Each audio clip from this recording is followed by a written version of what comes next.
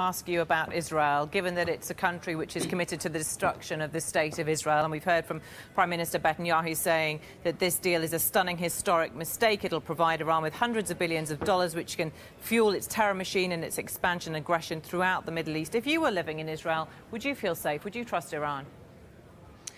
Well, I don't think Netanyahu's comments on Iran are at all representative of Israelis. There is a Facebook poster going around right now that has a billboard of a building saying "Coming soon, the Iranian embassy." That is intended as a positive thing, not negative. The thing about Netanyahu and his right-wing coalition is that those views about Iran are entirely out of kilter with his own security and military establishment, who have welcomed the deal, who have said this is the best deal we could possibly get.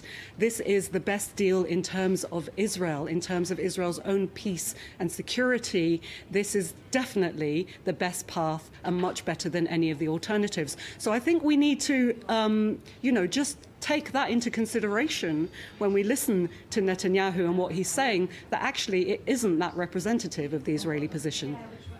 Davis Lewin, let's talk about... Sorry, go on, you wanted to come in. If I may, it's nice that Rachel thinks that Facebook posts are more representative than the democratically elected leader. No, I was talking about security and military officials. No, I mean, it's just nonsense in that way. And yes, it's the true that military there are and security officials are talking nonsense. There is a plethora of voices in Israel, which is a democracy just like ours, and debates these things in that way. But to pretend that the one country that is going to be directly in the line of fire of the Iranian-supported terror movements, both in its north from Hezbollah, as well as in the south from Hamas, is somehow signed up to the utter idiocy of giving this country the most destructive means on the planet, which this deal will do, is simply not true. Rachel is wrong, and Mr. Netanyahu's position is widely shared. Indeed, the leader of the opposition, Mr. Herzog himself in Israel, is utterly unified with Mr. Netanyahu in viewing this deal, because it is a historic mistake that Israel will pay the price for first,